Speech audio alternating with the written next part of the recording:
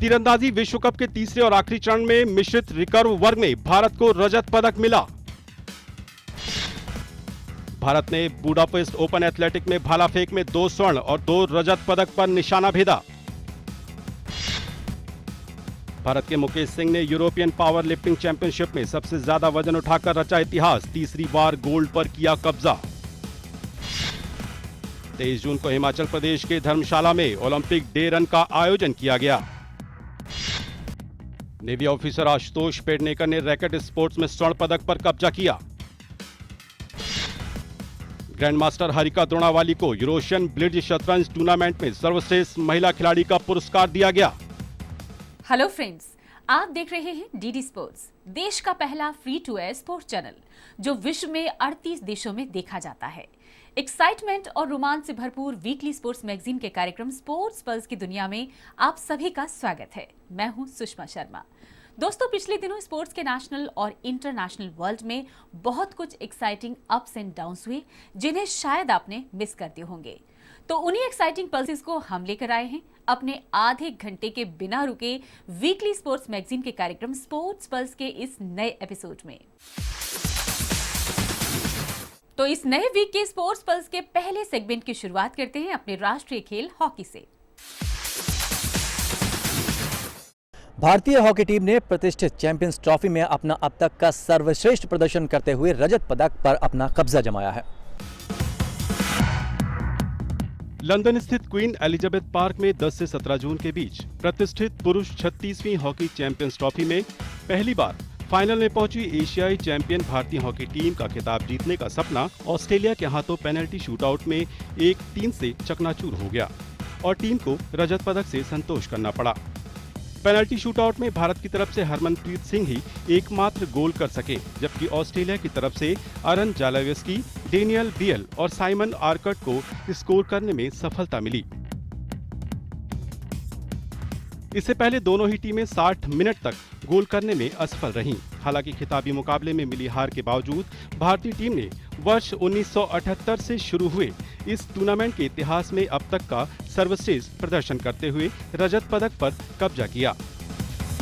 इससे पहले टीम का सर्वश्रेष्ठ प्रदर्शन 1982 के टूर्नामेंट में कांस्य पदक जीतना रहा था, जबकि भारत 7 अवसरों पर इस टूर्नामेंट में चौथा स्थान हासिल कर चुका है। चैंपियंस ट्रॉफी में सभी शीर्ष टीमों ने ओलंपिक से पहले अपनी तैयारियों को मूर्त रूप दिया, क्योंकि यह प्रतियोगिता रियो ओलंपिक खेलों से पहले आखिरी अंतर्राष्ट्रीय प्रतियोगिता रही। रियो ओलंपिक में हॉकी स्पर्धा नए प्रारूप में खेली जाएगी, जिसमें नॉकआउट क्वार्टर फाइनल राउंड होगा। वहीं स्पेन के वेलेंशिया में 27 जून से 3 जुलाई तक हो रहे 6 देशों के आमंत्रण हॉकी टूर्नामेंट में भारतीय टीम की कप्तानी सरदार सिंह कर रहे हैं, जबकि चैंपियंस ट्रॉफी हॉकी टूर्नामेंट में भारतीय टीम का नेतृत्व अनुभवी गोलकीपर पीआर श्रीजेश ने किया था। इस टूर्नामेंट में भारत के अलावा मेजबान स्पेन, आयरलैंड, न्यूजीलैंड, जर्मनी और अर्जेंटीना की हॉकी टीमें हिस्सा ले रही हैं। गोलकीपर पीआर श्रीजेश को भारतीय टीम का उपकप्तान बनाया गया है। भारत टूर्नामेंट में अपने पहले मुकाबले में 27 जून को जर्मनी से भिड़ा। रियो ओलंपिक में हॉकी स्पर्धा एक नए प्रारूप में खेली जाएगी, जिसमें नॉकआउट क्वार्टर फाइनल राउंड होगा। अब स्पोर्ट्स पल्स को लेकर चलते हैं सभी खेलों के आधार खेल जिम्नास्टिक के सेगमेंट में। दिल्ली के आईजी इंडोर स्टेडियम में महिला gymnast Deepa Karmakar Rio Olympic के लिए जबरदस्त तैयारियां कर रही हैं। दीपा कर्माकर की कामयाबी सबकी जुबान पर है, लेकिन इस कहानी के पीछे एक ऐसी कहानी भी है जो शायद लोगों के सामने कभी नहीं आ पाती। 2010 के ग्वांगझू एशियाड में जब आशीष कुमार ने पहली बार जिम्नास्टिक का पदक जीतकर इतिहास बनाया, तो भारतीय खेलों की दुनिया में बड़ी हलचल हुई थी। तब दीपा कर्माकर भी आशीष से बेहद प्रभावित और प्रेरित हुई। आशीष की कामयाबी के बाद कई वजहों से मल्टी स्पोर्टिंग प्रतियोगिता में एक विराम सा आ गया। उस वक्त त्रिपुरा की 16 साल की दीपा कर्माकर में जिम्नास्टिक में अलग मुकाम हासिल करने का जुनून बना रहा। तब दीपा और कोच बीएस नंदी की टीम ने प्रोडोनुआ वॉल्ट करने की सोची, क्योंकि यह बहुत कठिन विधा है। उन्हें पता था कि दुनिया में 5 लोग भी इसे ठीक ढंग से नहीं कर सकते। और अगर इसे ठीक से किया गया तो विश्व स्तर की प्रतियोगिताओं में अंक और मेडल हासिल करना करीब करीब पक्का माना जा सकता है। कोच नंदी ने दीपा में हुनर और जज्बा देखा और उन्हें इस वॉल्ट की कोशिश करने के लिए तैयार कर लिया। फिर इस वॉल्टिंग एक्सरसाइज को करने के लिए भारतीय जिम्नास्टिक स्टेडियम में प्रोडोनुआ वॉल्ट के लिए करीब 25 से 30 लाख की लागत से एक फोम पिट तैयार किया गया, जिसके लिए कोच नंदी और उनकी शिष्या दीपा ने साई के अधिकारियों और खेल तंत्र का शुक्रिया अदा किया। मैं स्पोर्ट्स अथॉरिटी ऑफ इंडिया को थैंक्स देना चाहता हूँ। इन्होंने फैसिलिटीज़ दिया, इन्होंने सब कुछ हमें दिया, इसी वजह से हम प्रैक्टिस कर पाया और दीपा को तैयार कर पाया और हमें बहुत बड़ा चैलेंज में हम आ गए अभी और रियो में हम अच्छा से अच्छा परफॉर्मेंस करने का कोशिश करेंगे। अब दीपा अपने कोच नंदी के साथ इस पर जमकर पसीना बहा रही हैं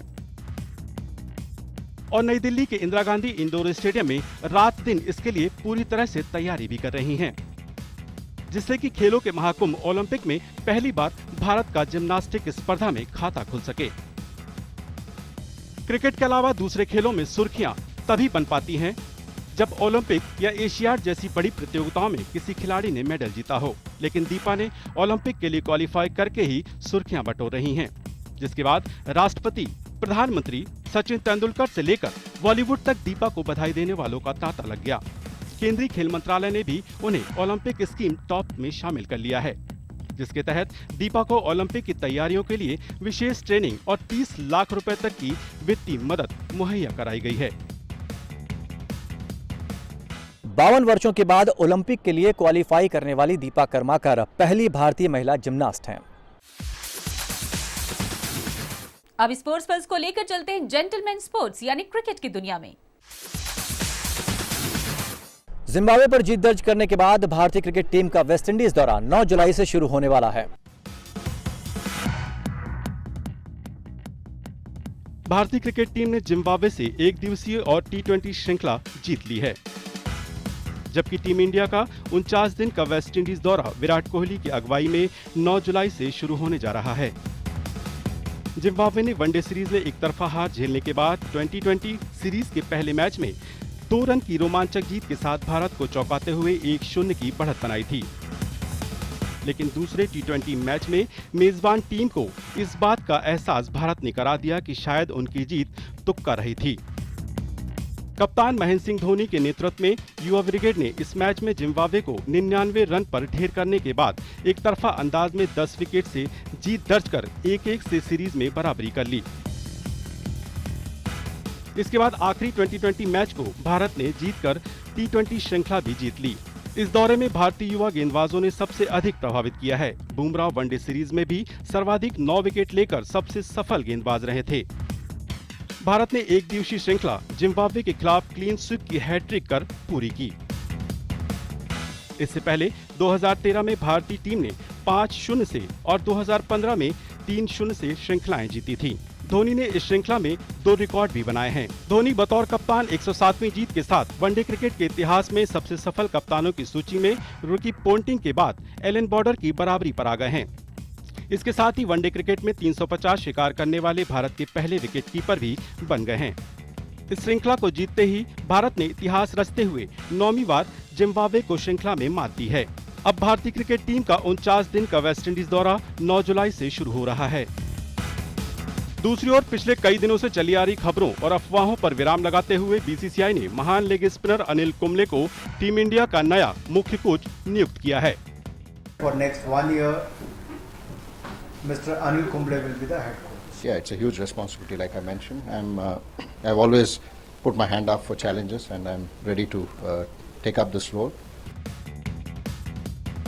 वेस्टइंडीज दौरे के लिए टीम का नेतृत्व विराट कोहली करेंगे। क्रिकेट के बाद अब स्पोर्ट्स पल्स का रुख करते हैं रैकेट वर्ल्ड यानी टेनिस के सेगमेंट में। इंडिया के legend tennis star Leander Paes record 7वीं बार ओलंपिक में शिरकत करने जा रहे हैं। देश के अनुभवी टेनिस खिलाड़ी लिएंडर पेस 17 जून को 43 वर्ष के हो गए हैं और करीब 45 दिनों बाद पेस का रिकॉर्ड 7वीं बार ओलंपिक खेलने का सपना पूरा होने जा रहा है। पिछले दिनों अखिल भारतीय टेनिस संघ ने तमाम अटकलों पर विराम लगाते हुए यह फैसला लिया था कि रियो ओलंपिक में देश हित, रैंकिंग और पदक संभावनाओं को देखते हुए चयन समिति ने लीजेंड लिएंडर पेस को पुरुष वर्ग में रोहन बोपन्ना का जोड़ीदार बनाया है, जबकि मिश्रित युगल में सानिया मिर्जा और रोहन बोपन्ना की जोड़ी उतरेगी। वहीं महिला युगल में सानिया की जोड़ीदार प्रार्थना थोम्ब्रे होंगी, क्योंकि AITA इनसे 1 या 2 पदक की उम्मीद कर रही है। हमारी इंडियन टीम के साथ जो अभी टीम सेलेक्ट हुई है, लिएंडर पेस, रोहन बोपन्ना डबल्स के लिए जो सेलेक्ट हुए हैं, ऑब्वियसली प्रोफेशनल टेनिस प्लेयर्स हैं और काफ़ी बड़े इवेंट्स उन्होंने खेला है एक साथ और एज इंडिविजुअल्स ऑल्सो। तो आई डोंट थिंक कि उनकी जो भी मिसअंडरस्टैंडिंग है, जो भी प्रॉब्लम्स जो हैं उनके, एज अ स्पोर्ट्स पर्सन हम ये कह सकते हैं कि जब हम टेनिस कोर्ट पे कदम रखेंगे उस वक्त जो है जो भी प्रॉब्लम्स हमारी हैं एक दूसरे के साथ वो हम घर पे छोड़ के आएंगे उनको, और हमारा मेन मकसद ये रहेगा कि हम कोर्ट पे जाके इंडिया के लिए जीतें और स्पेशली रियो ओलंपिक्स में हमारी कोशिश यही है कि कम से कम एक मेडल भी लेके आए। बोपन्ना पुरुष युगल में शीर्ष 10 में शामिल खिलाड़ी हैं। चयन समिति के इस फैसले के बाद पेस ने कहा कि उनकी बोपन्ना की जोड़ी सर्वश्रेष्ठ रहेगी।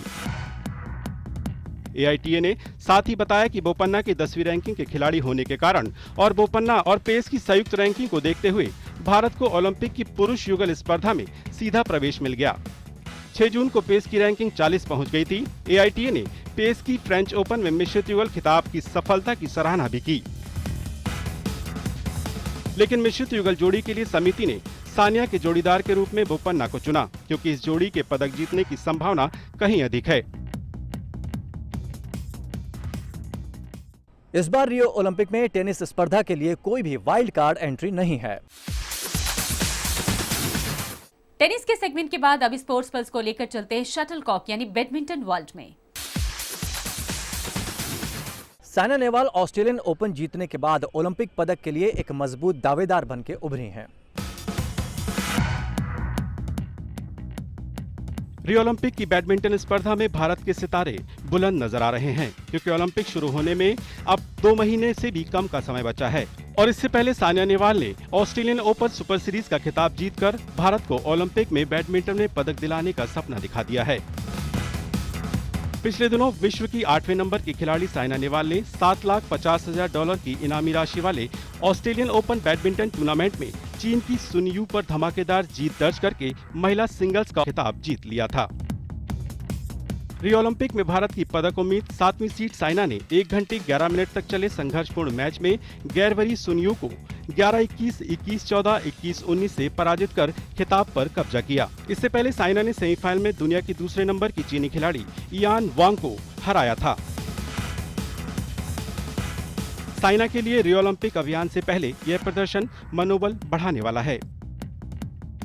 I'm happy that I'm in that zone of winning tournaments, and now I just want to work a little bit more harder and see my matches where I have got most of the points and where I have lost the points and work on them. Olympics is coming forward, so I just hope I maintain my fitness and remain injury free, which is very important. Definitely every player who is playing Olympics has a dream of one thing, to win a medal. I am one of them. I would really want to do well and win a medal. Saina ने इससे पहले 2014 में भी Australian open में जीत दर्ज की थी। Star खिलाड़ी साइना नेहवाल की इस जीत पर प्रधानमंत्री नरेंद्र मोदी ने भी बधाई दी। मोदी ने ट्विटर पर अपने बधाई संदेश में कहा, साइना, आपको इस शानदार जीत पर बधाई। आपकी सफलता पर पूरे देश को गर्व है। वहीं यह खिताब जीतने पर साइना नेहवाल के लिए भारतीय बैडमिंटन संघ ने भी उन्हें 10 लाख रुपए इनाम देने की घोषणा की। ओलंपिक के इतिहास में पहली बार 7 भारतीय बैडमिंटन खिलाड़ी शिरकत करने जा रहे हैं। अब स्पोर्ट्स पल्स को लेकर चलते हैं पैशन और एक्साइटमेंट के खेल यानी फुटबॉल के सेगमेंट में। और फुटबॉल की अगर बात की जाए तो यूरो कप फुटबॉल का बुखार दुनिया भर के प्रशंसकों पर इस वक्त सर चढ़कर बोल रहा है। आजकल फुटबॉल का बुखार दुनिया भर के प्रशंसकों के सिर चढ़कर बोल रहा है। फुटबॉल प्रेमियों का यूरो कप 2016 चारों तरफ धूम मचा रहा है। टीम इंडिया के टेस्टिंग कप्तान विराट कोहली ने भी अपनी दीवानगी जाहिर करते हुए जर्मनी की टी-शर्ट पहनकर तस्वीर साझा की। इस बार फ्रांस तीसरी बार यूरो कप की मेजबानी कर रहा है। यूरो कप 2016 का फाइनल मैच 11 जुलाई को खेला जाएगा। कड़ी सुरक्षा के बीच शुरू हुए इस प्रतिष्ठित टूर्नामेंट में पहला मैच फ्रांस और रोमानिया के बीच खेला गया था, जिसे फ्रांस ने विजय अभियान के साथ आगाज किया।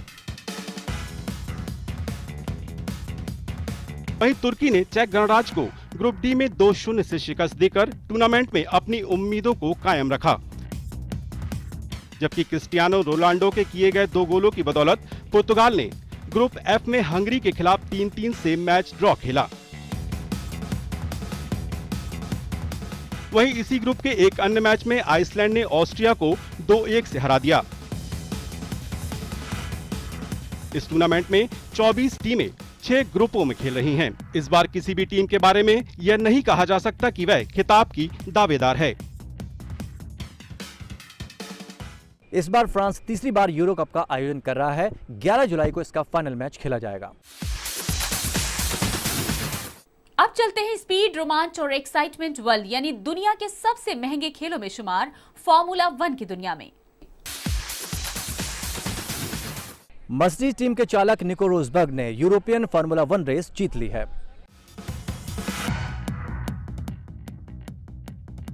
जर्मनी के चालक निको रोजबर्ग ने अजरबैजान में पहली बार आयोजित यूरोपियन फार्मूला 1 ग्रांप्री रेस जीत ली है। वहीं F1 में एकमात्र भारतीय टीम फोर्ब्स इंडिया के मैक्सिको के रेसर सर्जियो पेरेस ने तीसरा स्थान हासिल किया। मर्सिडीज के रेसर निको रोजबर्ग ने बाकू सिटी सर्किट में 51 लैप की रेस में जीत के साथ ही इस चैंपियनशिप तालिका में टीम साथी ब्रिटेन के लुइस हैमिल्टन पर बढ़त 24 अंक तक पहुंचा दी। लुइस हैमिल्टन रेस में 5वें स्थान पर रहे, जिसे यूरोपियन ग्रांप्री का नाम दिया गया।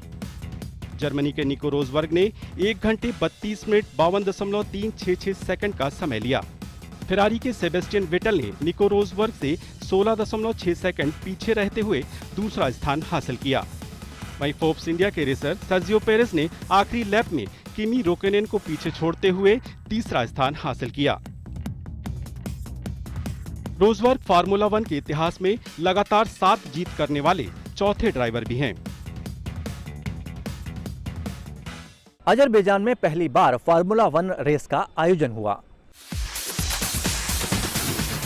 चलिए अब स्पोर्ट्स पल्स को लेकर चलते हैं अंतर्राष्ट्रीय दुनिया में धूम मचा रहे योग के सेगमेंट में। पूरे विश्व में द्वितीय अंतर्राष्ट्रीय योगा दिवस जोशो खरोश के साथ मनाया गया।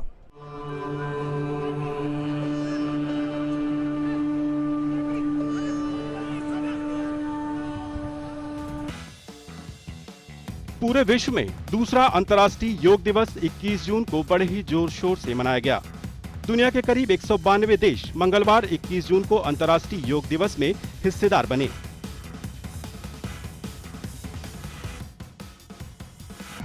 भारत में दूसरे विश्व योग दिवस का मुख्य समारोह चंडीगढ़ में हुआ, जहां प्रधानमंत्री नरेंद्र मोदी के साथ 30,000 लोगों ने योगाभ्यास किया, जबकि राष्ट्रपति प्रणब मुखर्जी ने राष्ट्रपति भवन में ही कार्यक्रम का नेतृत्व ड्रम बजाकर इसकी शुरुआत की। इसके बाद देश का कोना कोना योगमय हो गया। जल, थल और नभ में योगासन कर नया इतिहास बनाया गया। दूसरे योग दिवस में 8 विश्व रिकॉर्ड भी बने। योग गुरु स्वामी रामदेव के साथ एक ही स्थान पर एक साथ मिलकर 408 लोगों ने शीर्षासन करके विश्व कीर्तिमान भी स्थापित किया। प्रधानमंत्री मोदी जी की पहल पर ही संयुक्त राष्ट्र ने गत वर्ष 21 जून को अंतर्राष्ट्रीय योग दिवस घोषित किया था। योग हमारी पुरातन पारंपरिक अमूल्य देन है। आइए हम एक अंतर्राष्ट्रीय योग दिवस को आरंभ करने की दिशा में कार्य करें।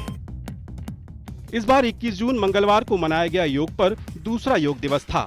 चंडीगढ़ के कैपिटल कॉम्प्लेक्स में आयोजित कार्यक्रम में प्रधानमंत्री नरेंद्र मोदी ने अगले 1 वर्ष के दौरान योग से डायबिटीज को दूर करने का आह्वान किया है। योग के द्वारा डायबिटीज से मुक्ति मिले या न मिले, लेकिन उसको कंट्रोल तो किया जा सकता है। हम सामान्य व्यक्ति को मधुमेह शक्ति में, डायबिटीज की स्थिति में कौन से यौगिक उपाय हैं, ये सिखाने का जन आंदोलन खड़ा कर सकते हैं क्या? अगले वर्ष जब 21 जून को अंतर्राष्ट्रीय योग दिवस मनाया जाएगा, तब भारत की तरफ से यह 2 अवार्ड के लिए चयन होगा। एक अंतर्राष्ट्रीय स्तर पर योग के लिए उत्तम काम हो रहा हो, उनके लिए अवार्ड। दूसरा, भारत में, हिंदुस्तान के भीतर योग के लिए जो उत्तम काम होता होगा, उनके लिए अवार्ड। वहीं यमन को छोड़कर करीब 192 देशों में अंतर्राष्ट्रीय योग दिवस का आयोजन सफलतापूर्वक हुआ, जिसमें करीब 50 करोड़ लोगों ने इसमें हिस्सा लिया। पिछले वर्ष के मुकाबले इस वर्ष अंतर्राष्ट्रीय स्तर पर दोगुनी संख्या में लोगों ने योग दिवस कार्यक्रम में हिस्सा लिया, जिसमें भूटान, जर्मनी में बर्नी, बहरीन, इंडोनेशिया में जकार्ता, पेरिस और ब्राजील के साओ पाउलो प्रमुख रहे।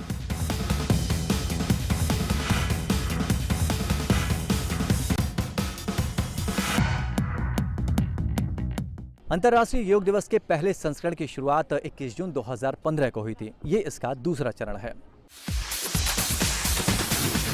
चलिए अब स्पोर्ट्स पल्स को लेकर चलते हैं खेलों के महाकुंभ यानी ओलंपिक के सेगमेंट में। ब्राजील की गुप्तचर एजेंसियां विदेशी एजेंसियों के साथ मिलकर रियो ओलंपिक को सुरक्षित बनाने के लिए काम कर रही हैं। खेलों के महाकुंभ रियो ओलंपिक के लिए ब्राजील की गुप्तचर एजेंसियां अमेरिका, ब्रिटेन, फ्रांस, इजराइल और रूस की एजेंसियों के साथ मिलकर रियो ओलंपिक को पूरी तरह से सुरक्षित बनाने के लिए काम कर रही हैं।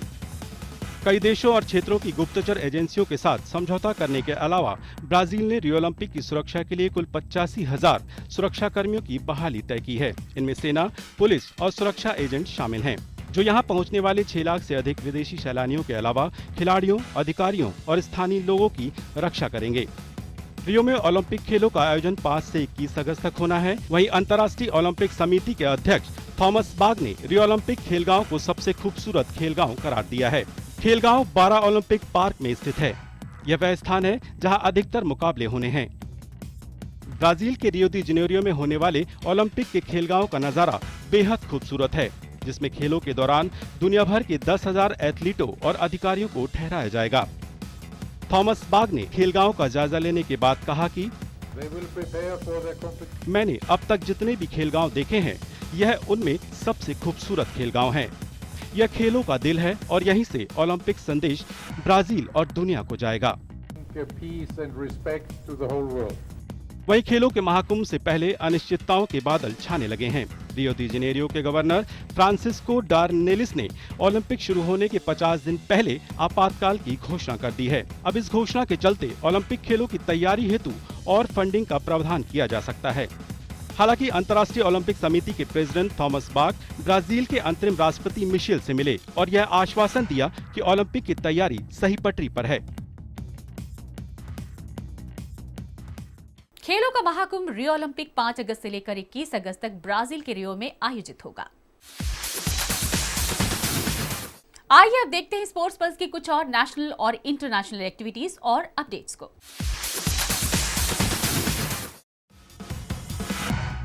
दुनिया के नंबर 2 खिलाड़ी और गत चैंपियन ब्रिटेन के एंडी मरे ने कनाडा के मिलोस राओनिक को हराते हुए रिकॉर्ड 5वीं बार क्वींस क्लब एगोन चैंपियनशिप का खिताब जीता।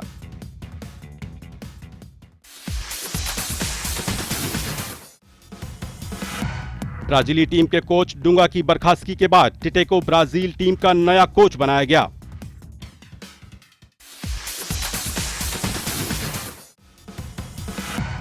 आयरलैंड के दिग्गज गोल्फर रॉरी मैक्लारॉय जीका वायरस के डर से नहीं लेंगे रियो में हिस्सा। तो ये था आपका स्पोर्ट्स की नेशनल और इंटरनेशनल एक्टिविटीज और अपडेट्स का साप्ताहिक खेल पत्रिका का कार्यक्रम स्पोर्ट्स पल्स। स्पोर्ट्स पल्स का ये कार्यक्रम आपको कैसा लगा, इसके बारे में अपनी प्रतिक्रियाएं और सुझाव हमें इस पते पर दें। हमारा पता है producer sports pulse, room number 2, CPC Doordarshan, Asiad village complex, new Delhi 110049, India. आप हमें ईमेल भी कर सकते हैं। हमारा ईमेल एड्रेस है sportsbusdds@gmail.com। यही नहीं, आप हमें सोशल मीडिया पर भी कांटेक्ट कर सकते हैं। हमारा फेसबुक एड्रेस है www.facebook.com/दूरदर्शन स्पोर्ट्स। आप डीडी स्पोर्ट्स पर ट्वीट भी कर सकते हैं। डीडी स्पोर्ट्स का ट्विटर हैंडल है ट्विटर @DD-Sports-Channel। आप डीडी स्पोर्ट्स से यूट्यूब के माध्यम से भी जुड़ सकते हैं। यूट्यूब से जुड़ने के लिए सब्सक्राइब अस ऑन youtube.com/दूरदर्शन स्पोर्ट्स। डीडी स्पोर्ट्स इंस्टाग्राम पर उपलब्ध है। Find us at @DD.Sports। और आखिर में चलते चलते खेलों का महाकुंभ ओलंपिक 2016 5 अगस्त से लेकर 21 अगस्त तक ब्राजील के रियो में आयोजित होने जा रहे हैं। लंदन ओलंपिक 2012 में भारत ने कुल 6 पदक जीते, जिनमें 2 रजत और 4 कांस्य पदक शामिल थे, जो कि ओलंपिक के इतिहास में ये भारत का अब तक का सर्वश्रेष्ठ प्रदर्शन रहा और भारत 55वें स्थान पर रहा था।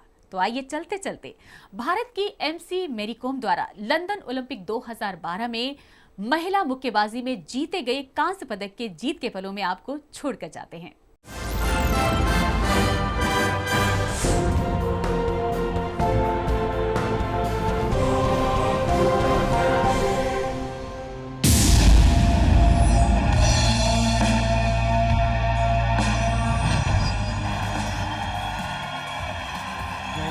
अंतर्राष्ट्रीय स्तर पर कम से कम 10 बार गोल्ड मेडल प्राप्त कर चुकी है अलग अलग अंतर्राष्ट्रीय टूर्नामेंटों में। पहला राउंड शुरू। 10 सेकंड। दर्शक मैरी कॉम की जीत को यकीनी मानते हुए उनका शौर भारतीय तिरंगे भी यहाँ लहरा रहे हैं।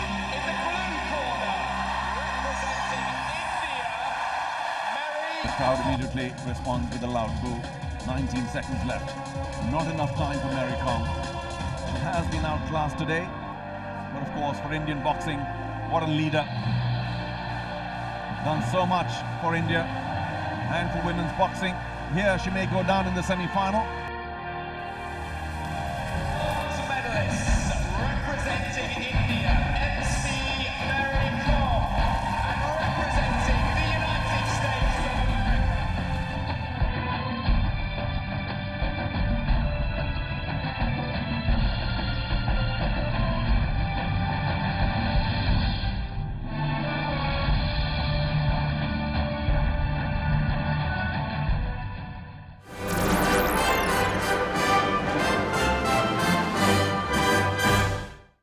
तो अगले हफ्ते आपसे फिर मिलेंगे इसी दिन, इसी चैनल पर और इसी कार्यक्रम में। तब तक के लिए स्पोर्ट्स की नेशनल और इंटरनेशनल एक्टिविटीज और अपडेट्स के लिए आप देखते रहिए DD sports. Stay always with DD sports. Have a healthy, happy and sporty week ahead. Be sporty. नमस्कार। जय हिंद।